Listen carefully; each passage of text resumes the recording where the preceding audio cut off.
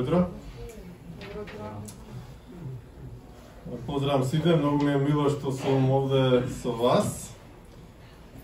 Од повеќе причини. Прво ми е мило затоа што гледам и во називот на оваа црква стои дека ова е Евангелска црква Аеродром.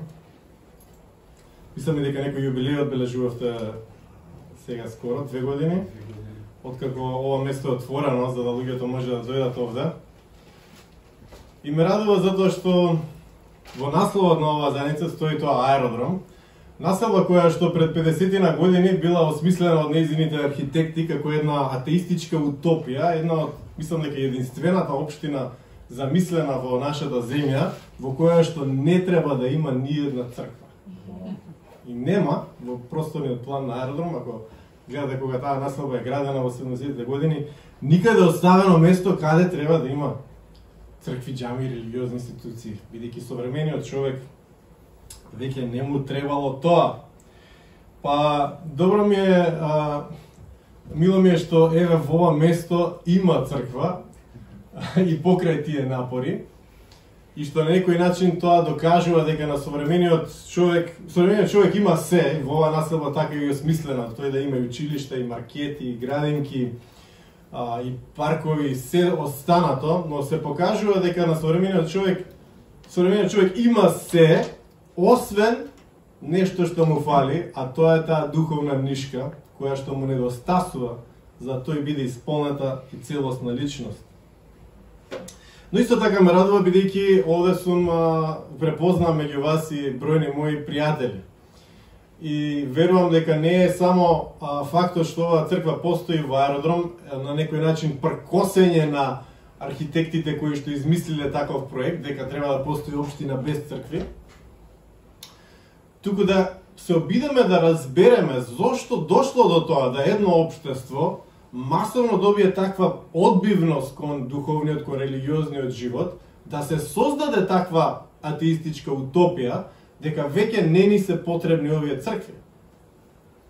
И ние денес не само што одговараме на одговорот дали му се потребни на современиот човек цркви, да, потребни му се и овде во Аеродром, туку одговараме и на тоа да одговориме на таа критика или тоа прашање зошто тие одбиле да создаваат цркви во тоа време, зошто се создала таква клима, каде црквата потфрлила, дали причината можеби не била во тоа што црквата не го пресретнувала човекот таму каде што се неговите потреби, туку често пати знаела да го одведе и во провалија, и секогаш кога црквата нема да го пресретне човекот таму каде што се неговите вистински секојдневни духовни потреби, може да дојде до тоа да луѓето развијат една длабока одбивност кон христијанството и кон општо кон сите религии како што тоа се развило во минатиот век. Било ми е со вас дека можам да ја споделам и оваа порака, бидејќи оваа порака можам само јас да ја споделам со вас. Оваа порака не може Живко да ја сподели со вас. Оваа порака можам само јас да ја пренесам, бидејќи секоја порака е всушност живата раскрсница меѓу она што Божјото Слово ни го кажува и нашите животни искуства. И денес сакам да споделам со вас како Божјиот збор мене ме пресретна.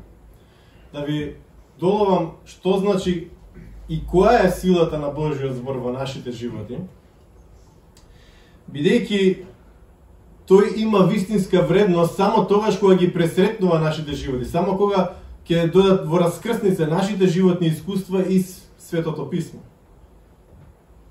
Но мило ми е уште нешто што Живко ме покани првично за да гостувам кај вас пред околу 6 месеци. Пред да почне ова лудило околу COVID-19. И морам да ви признам дека не само што само јас можам да ви ја пренесам оваа порака, туку само јас сега после 6 месеци можам да ви ја пренесам оваа порака, бидејќи ни јас пред 6 месеци не можев да ви ја пренесам оваа порака што сакам денес да ја споделам со вас. Всушност, живото толкување на Словото е моментот кога Светиот Дух ќе се вкрсти со нашите животи, и тоа е она што му дава вистинска вредност на Светото Писмо. Луѓе денес се прашуваат каква е вредноста на оваа книга, зошто современиот човек би ја читал, има ли што од неја за да научи. И тоа е застарало нешто, не ни треба. Но фактот е дека таа ги пресретнува нашите животи на толку жив секојдневен начин, ако и оставиме простор тоа да го направи, што ќе видиме, се надаме и ова утро преку ова што сакам да ви го пренесам, дека таа се уште има голема вредност во нашите животи и ни е неопходно. Пред околу 6 месеци, кога првично ме покани Живко да гостувам кај вас, нашиот живот се одвиваше прилично мирно и спокојно. Со нашите 3 дечиња. Се додека еден ден кај нашата најстара ќерка, не забележавме некои симптоми кои што дотогаш ги немавме видено ни на филм. Почнаа првично со некоја несоница, некој немир кај незе, потоа резултираа со целосно изнемоштување, не можеше да оди повеќе од неколку чекори. И кога го прославувавме Великден за време на великденскиот полициски час, престана да има речиси секаква можност да оди. 20 чекори ако направеше, тоа и беше многу.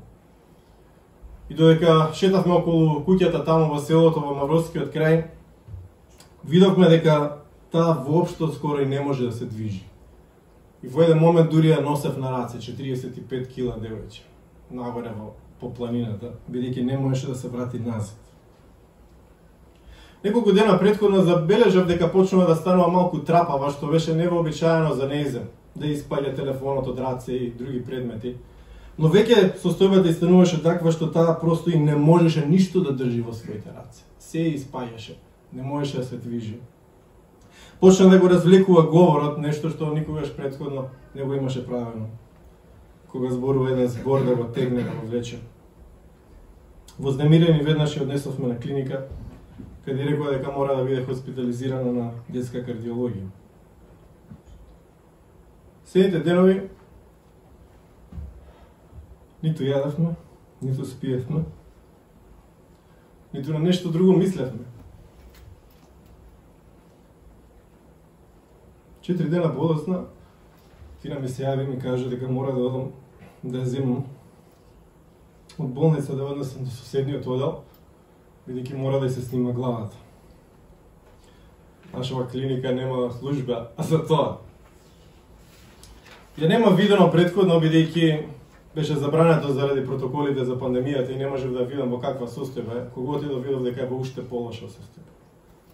Дека за 4 дена престанала целосно да зборува. Мозокот ти беше како на компјутер кога ќе направите factory reset, се избришано од почеток. 12 годишно дете, кој што не знае да збори. Беше во количка, постојано правеше некои конвулзии со рацете, со нозете. Не гледаше и не бев сигурен дека не разбира. И однесовме да се снима на магнет. Кога ја ставија на магнет, анестезиологот ни рече дека не можела да ја успие, дека мора да употреби многу анестезија како за возрастен маж од 100 кила за да ја успие, за да може да ја снимаат на магнет да биде мирна. И дека и било многу тешко и да не изе да процени точната доза, бидејќи вели многу е тенка границата меѓу пациент кој што е добро успан и пациент кој што нема да се разбуди. Следниот час ни беше можеби најдолгиот час во нашите животи. Чекавме да се разбуди. Да видиме какви резултати ќе има на тестирањето. Во тие моменти се молевме, изразмислував умот, се обидов да се сетам што од Библијата би можело ваков момент да ми користи. Што би можело да ми даде мир, да ми охрабри, да ми помогне за страшниот немир што го чувствував. Во тие моменти почна како Светиот Дух да ми се врти само едно зборче, едно име од Библијата. Тоа беше името Јаир. Јаир? Ми се вртеше тоа име во умот, ама во тој момент не ми ни текнуваше што се тоа значи. Чекав следна прилика едве да видам што точно беше тој Јаир и како тоа може да ми помогне. Ја знаев случката за Јаир одамна од дете, кога Исус го каже тоа фамозно талита куми, девојче стани. Но сакав да видам уште еднаш што се случи. Евангелистот според Лука во 8 глава го запишува тоа. Кога отворив да ја прочитам случката за Јаир, што да видам? Јаир е водач на синагогата, кој што доаѓа во 41 стих пред Исус и вели падна пред нозете Исусови и го молеше да влезе во неговиот дом, зашто имаше една единствена ќерка на 12 години и таа умираше.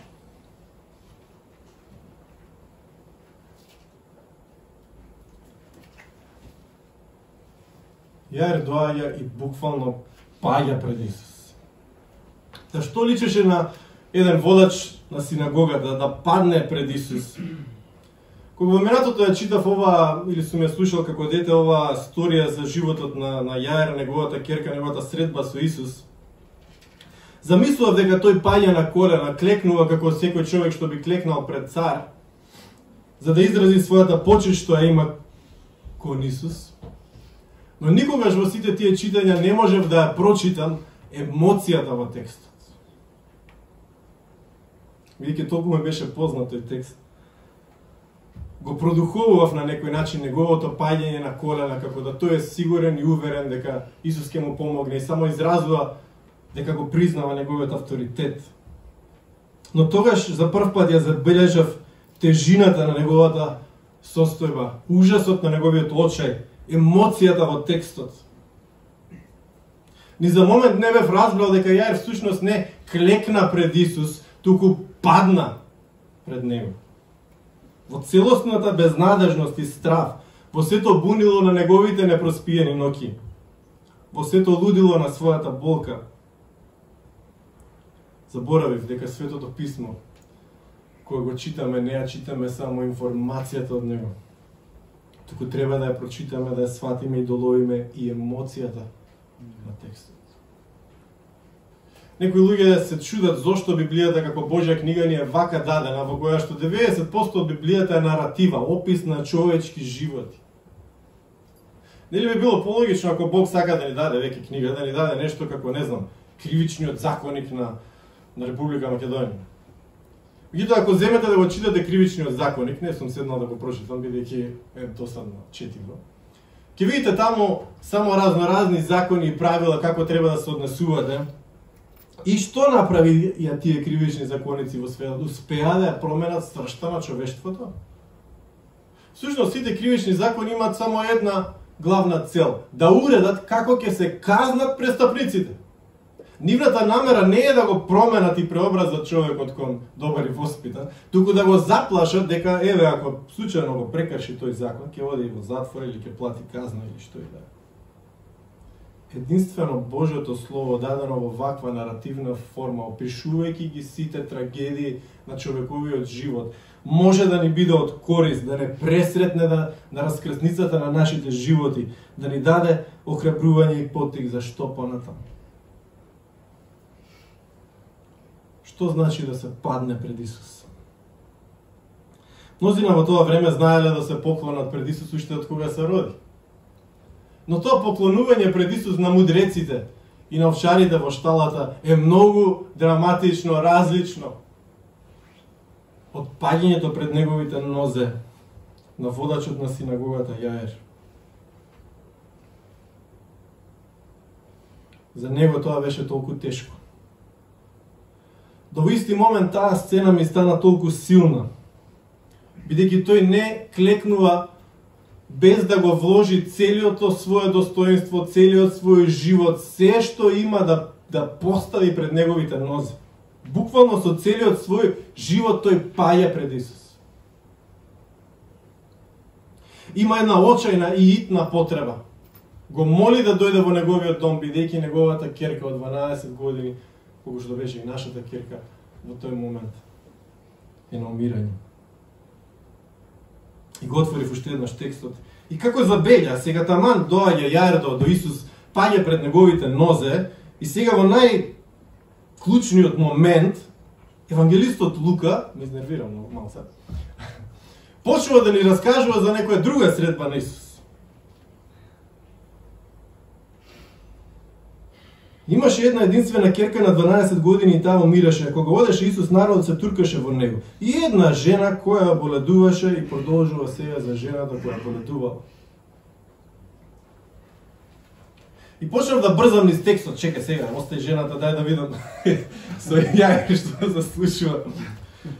Знаете како во оние филмови или серии во кои што на најинтересното ќе ве префрлат на друга сцена. Чекај ве сега, умре ли, жив ли е, се бација ли, се смирија ли, си простија ли или се степаа ли, што се случи? Фала на Netflix што нели веќе такви работи не мора да трпиме, но тие наративни агонии, ало, чекај сега, умре ли херојот во сценава или ќе биде жив во следната епизода? Продолжува во следната епизода. Тоа пак ќе ви го напишат најужас или ќе го прекратат со некоја реклама. И брзав низ текстот, ајде, некоја жена имала крварење, се допрела, се излечила, Исус прашува кој ме допре, некој ме допре, зошто го допре, се исцели така натаму подобро за да да видам што се случува со Јаир. И кога завршува целата таа сцена со Јаир, доаѓа слугата од домот негов.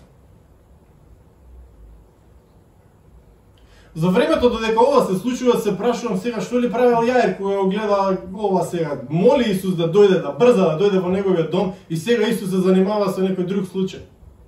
Тапкали со нозете, грицкали ногти, се нервирали, ајде може ли побрзо ова да се случи, да завршиме работа, да одиме. Знае дека неговата керка лежи критично. Таман кога завршува таа сцена со жената, може би си помислил, еве сега конечно одиме во мојот дом, кога стигаат тажните вести. Не го мачи веќе Господарот. Не му досадува веќе на Исуса. Твојата керка умре. Твојата керка умре. Каква ли планина се срушила врз човекот тогаш? Не само што детето му умре, туку и тој задоцни. Кога би бил побрз, кога не би се случило тоа, што се случи во изминатите минути, може би керка му ќе имаше шанса, како таа жена што го допре Исус и доби нов живот. Во тие моменти кога го читав ова си помислив, еве зошто го слушнав тоа зборче во мојот ум. Еве зошто ме пресретна во мојот живот тоа зборче Јаир. Секогаш порано мислев дека оваа приказна е за керката на Јаир. Низиното име не ми спомнат. Сега дознав дека оваа приказна, оваа случка е всушност за таткото на керката на Јаир. Оваа случка е за траумата која што тој ја доживува во овие моменти. Нешто силно ми велеше, ти си Јаир. Ти си Јаир. Читав понатаму, Исус му рече на Јаир, не плаши се и само верувај. Не плаши се и само верувај. Па да. И ние кога сме оддалечени од текстот и кога го читаме ова, лесно е да го кажеме и сватиме тоа што Исус го зборува, дури да го судиме и да му кажеме па зошто не му веруваш со Исус си. Не се плаши, само верувај. Кога удобно читаме во нашите дневни читања или во заседнати во нашата фотелја, кога не засега лично текстот, кога немаме што да изгубиме, кога не разбираме емоцијата која што се доживува во таа наратива, но ајде не се плаши да те видам. Ајде не се плаши. Понатаму знаеме што се случи. Исус замина во неговиот дом. Ги свика таму мајката и таткото и тројцата своји најблиски ученици. Кога одеше натаму, виде дека сите плачеа и ридаа по неа, но тој им рече, не плашете се, таа не е умрена, туку спие, во 52 стих од 8 глава. И му се подсмева, бидејќи мисля, бидејќи знаејќи дека е умрена. А тој откако ги стера сите, ја фати за рака и извика, велики, девојко, стани, талита куми. И се поврати нејзиниот дух и се дигна веднаш и тој заповеда да ја дадат да јаде.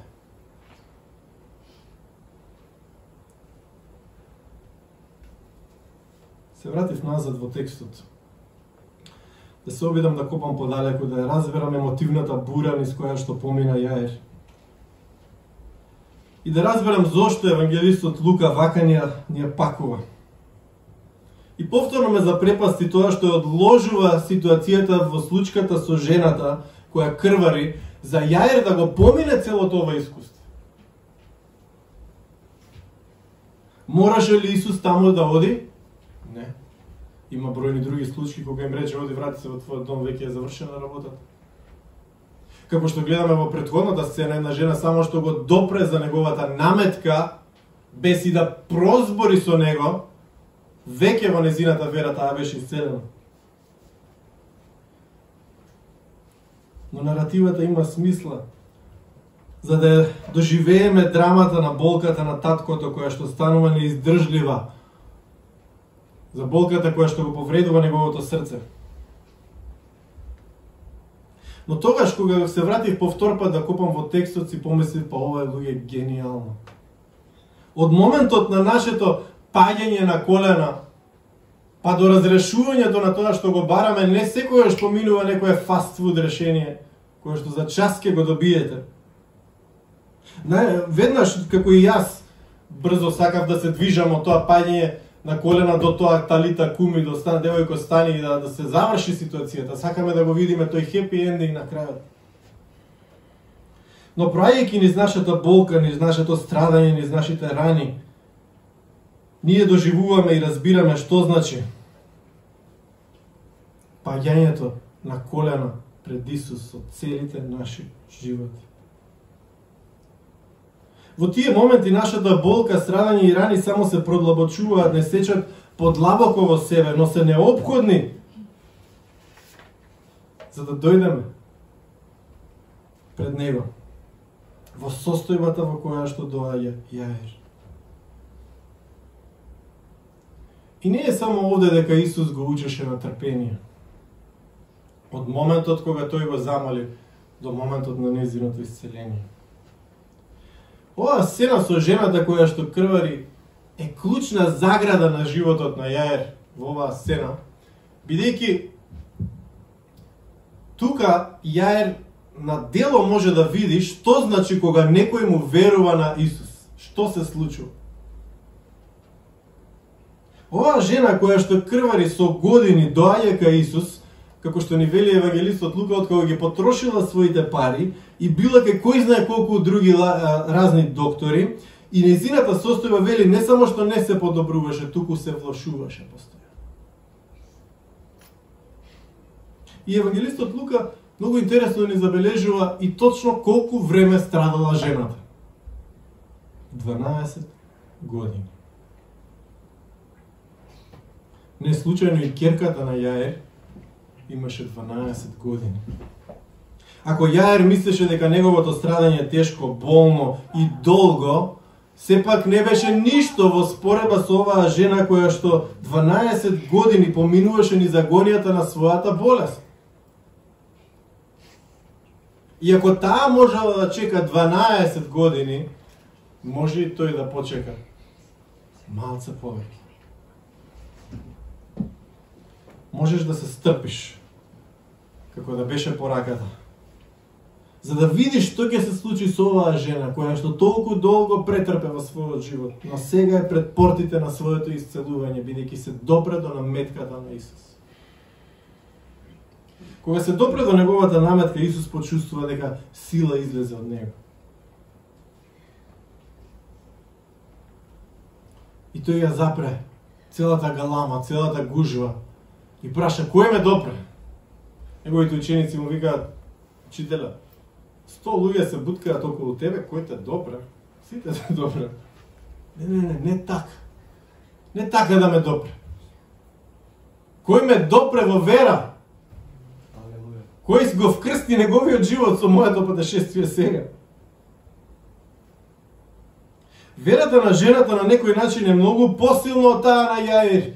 Јаир и не знаеме во тие моменти што чувствувал и колку верувал, но знаеме за жената, таа вели си помисли само се допрам до неговата наметка и ќе бидам исцелен. Толку веруваш. Таа дури не се обиди ни да го привлече вниманието на Исус. Камо ли па да го моли тој да дојде во нејзиниот дом? Не и требаше такво нешто, само да ја допрам неговата наметка и тоа ми е доволно. А Јаир бараше многу повеќе. Таа му одржа лекција на Јаир пред неговите очи. Таткото на болната ќерка сега можеше да види како верата на другите го надминува неговото разбирање. Тој како водач на синагогата е посрамотен од верата на обичната жена која крвари.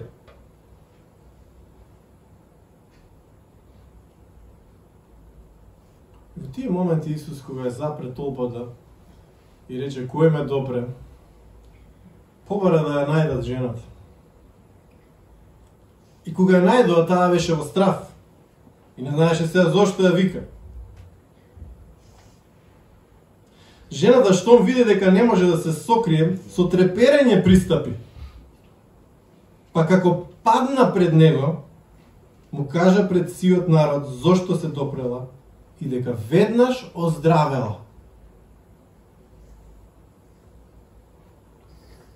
А тој рече: не бој се, ќерко, верата твоја те спаси, оди си во мир. Не плаши се што го вкрсти својот живот со мене. Не плаши се што ја доби милоста на Отецот во твојот живот, што ја види на еден ваков видлив начин. Во тие моменти Исус си кажа: твојата вера те спаси, оди си во мир. Па како да си оди, таа веќе беше исцелена. Меѓутоа, додека Исус не ја каже таа формула на исцелување, оди си сега во мир, исцелувањето не е комплетирано. Бидејќи нашето исцелување не е само да се напиеш некое апче и да ти помине болеста за која што се секираш, туку е многу повеќе од тоа. Нашите цели животи се распаднати без неговото исцелување и без неговиот мир. Ние, без неговата интервенција во нашиот немир, постојано остануваме недоисцелени. Како можеше Исус да ја каже оди си во мир кога таа веќе беше оздравена? Вели за момент таа веќе оздрави и престана крварењето. Болеста и заврши. Но Исус си даде уште нешто плюс. Оди си во мир. Ти го давам мојот мир. Нема целосно исцеление додека Исус не те исцели директно. Нашите животи се толку скршени, толку бедни, толку повредени, што не е доволно само да завршиме со некоја епизода од нашите животи за која што сме загрижени да мислиме дека се е готово. Неверојатно ни е потребен секојдневно неговиот мир и неговото здравје. Браќи и сестри, овде присутни ова утро. Сега подобро од било кога претходно знам како му било на Јаир. Не посакувам никој од вас толку лично да се запознае со тоа чувство. Но знам како овој текст се вкрсти со мојот живот. Знам како Божјото Слово оживеа во нашите животи уште еднаш. Дека ова не се само приказни кои што за некое друго време ни раскажуваат и за некоја завршена историја. Сушност, уште еднаш Библијата ми зборува на еден жив, присутен начин.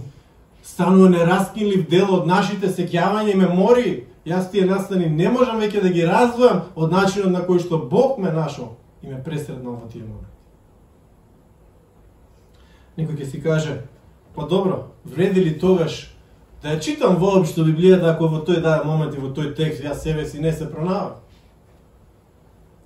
И не гледам како таа се вкрстува со мојата моментална потреба или трагедија или што и да е. Но не заборавајте, во тие моменти кога јас се прашував што може да ми помогне, мене ми се појави самото пред очи тоа зборче. Ако јас веќе не сум го имал стекнато искуството или корпусот на идеи кои што го формираат мојот светоглед, не верувам дека во тие моменти, како на сон од ведро небо, ќе ми се појави нешто вакво. Не. Туку затоа што веќе сум бил вграден во структурата на христијанскиот светоглед, библискиот текст оживе во одреден момент во мојот живот.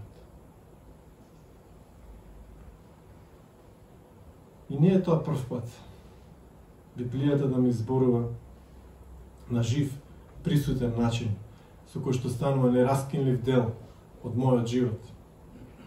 Не е прв пат, и верувам не е ни во вашите животи, единствен пат, таа да се вградува во нашето битие, да не изградува и обликува, да можеме да реагираме на состојбите во кои што ние се наоѓаме. Ете, затоа е таа дадена во наративна форма, да ги видиме животите на луѓето.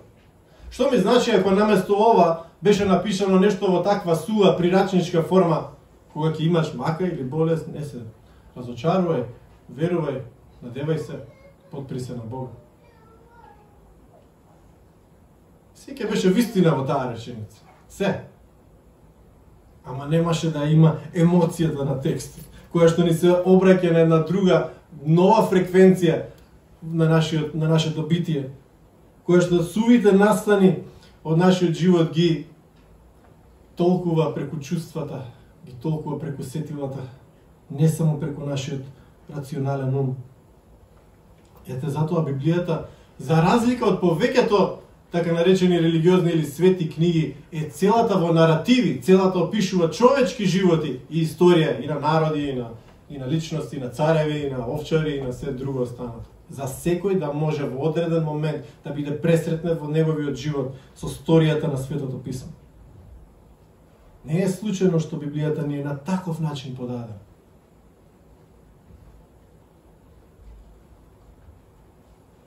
Кога сето ова почна да привршува нашата ќерка, почна ден по ден да зборува повторно. Да, не, па неколку збора, па неколку реченици. Почна да оди по чекор, по два, по повеќе. Кога заврши оваа случка, се обидов да најдам дали некој од познатите сликари ја има увековечено оваа сцена во животот на Јаир. И сум запрепастен дека речиси сите го цртаат Јаир, сите што се осмелиле да го нацртаат Јаир во сликарството, го цртаат исклучиво во сцената во која што тој е до Исус и во кој што Исус ја подига ќерката и ја враќа назад во живот, кога ја исцелува. И можам да ви кажам дека и јас така досега ја гледав оваа сцена, дека секогаш се фокусирав на тој момент кога девојчето лежи во постела и Исус го крева. Но сега почнав да го гледам таму, паднат на земја пред Исус. И разочаран сум малку што ни еден од сликарите не ја видел убавината на таа сцена кога Јаир доаѓа и паѓа на колена пред Исус. Бидејќи тоа е вистинската драма во оваа сцена. И не е случајно што оваа наратива ја раскажуваат евангелистите Марко и Лука.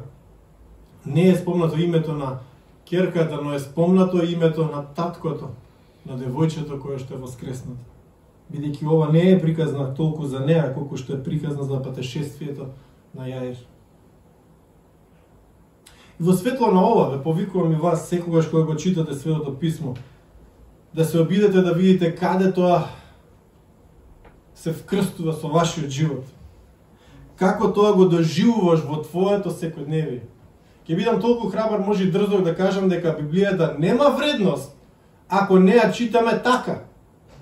Може би има некоја филантропска вредност или не знам, книжевна вредност, но ако не се вкрстува со нашите животи, со нашето секојдневие, ако не го обликува нашиот светоглед, начинот на кој што ние се однесуваме, размислуваме и гледаме на животот, тогаш таа ја губи 99% од својата вредност.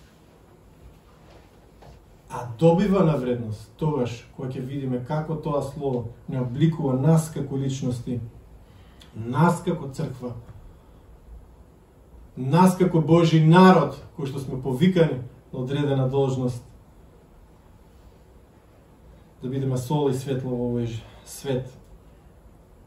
И во светло на ова треба да го читаме и овој текст, и секој текст. Да бараме онаа друга фреквенција, не само онаа менталната, логичната, разумската, начинот на кој што современиот човек сака да прави дисекција, како кога ќе земат жаба во лабораторија и дисекцираат, па гледаат се, ова се тука, не знам, органите, вакви, такви. И ние обидувајќи се така да правиме некоја постојана дисекција на Божјото Слово, всушност да видиме каде тоа нас не сретнува. Многу е мило што можам оваа порака да споделам со вас ова утро, бидејќи е и во оваа населба, во која што на времето пред 50 години луѓето се побунтуваа против религиозните институции кои што не ги пресретнуваа потребите на луѓето, кои што се оттугија од она секојдневие на животот на човекот. И ние кои што сме денес христијани, и ние кои што сме денес црква, треба да запамтиме дека црквата едно време не го пресретнувала човекот во неговите потреби, туку често пати го водела и во некоја нова провалија. И заради тоа денес црквата мора да ја научи таа лекција. Дека ова слово нам ни е корисно и потребно само тогаш кога ги обликува нашите искуства. Библијата има вредност тогаш кога е на раскрсницата меѓу нашите животи и Божјото откровение кое што во неа ни е дадено. Ви благодарам ова утро за вниманието и за честа што ми ја кажавте да можам да ја пренесам оваа порака до вас. И се надевам дека нешто ќе прифатите од неа не само на она разумско ниво кое што беше пренесена, туку и на фреквенцијата на емоцијата. Господ нека биде со вас и нека ве благослови. И наведнеме нашите глави во молитва.